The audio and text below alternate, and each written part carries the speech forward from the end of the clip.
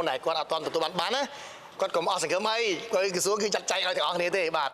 សម្រាប់ខ្ញុំមួយគ្រួសារគឺសប្បាយចិត្តហើយទន្ទឹងរង់ចាំយូរហើយបាទតែសំខាន់ថ្ងៃនេះមកគឺឃើញថាក្រុមការងារបាទខាងក្រសួងដែនដីអូរៀបចំបានល្អរួសរាយរាក់ទាក់ជាពិសេសគឺថាសេវាកម្មលឿនហ្មងខ្ញុំមានអារម្មណ៍ថាគាត់ឲ្យទំនុកចិត្តយើងពេលដែលខ្ញុំមកធ្វើឯកសារហ្នឹងមួយប្រពន្ធខ្ញុំហ្នឹងគឺយើងមានទំនុកចិត្តស្រាប់ហើយព្រោះអីយើងជឿជាក់ទៅលើរដ្ឋាភិបាលជាពិសេសគឺក្រសួងតែម្ដងគឺគាត់រៀបចំឲ្យយើងតាំងពីការរៀបចំឯកសារតាំងពីការប្រាប់តាំងពីការផ្ដល់ព័ត៌មានក្នុងក្រុមជាពិសេសគឺ follow up រហូតពេលខ្លះខ្ញុំលូអ្នករកស៊ីហ្នឹងអ្នកធ្វើការរវល់អញ្ចឹងទៅគាត់ follow up ក្នុងក្រុមគាត់មានក្រុមអញ្ចឹងណាហើយគាត់ថាគាត់ដោះស្រាយអតិថិជននៅក្នុងគម្រោងបានល្អអញ្ចឹងសង្ឃឹមថាបងប្អូនដែលគាត់អត់ទាន់ទទួលបានណាគាត់កុំអស់សង្ឃឹមអីគាត់ក្រសួងគឺចាត់ចែងឲ្យទាំងអស់គ្នាទេបាទគឺថាយើងធ្វើតាមលំដាប់លំដោយអញ្ចឹងណាបាទជាពិសេសខ្ញុំមួយពុនខ្ញុំទៅបានមួយទៀតនៅសមបានទៀតបាទតែនៅរងចាំដូចបងប្អូនដែរអញ្ចឹង